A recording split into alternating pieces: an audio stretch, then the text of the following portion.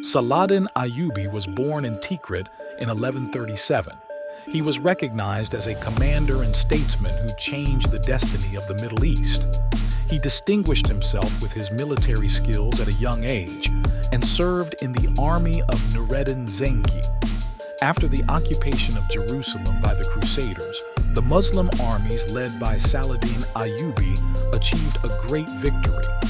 At the Battle of Hattin in 1187, Saladin Eyyubi's strategic acumen and military prowess laid the foundation for the recapture of Jerusalem.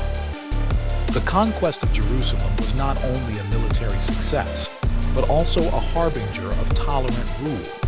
After the conquest of Jerusalem, Saladin respected the Christian and Jewish population of the city and protected their religious freedom.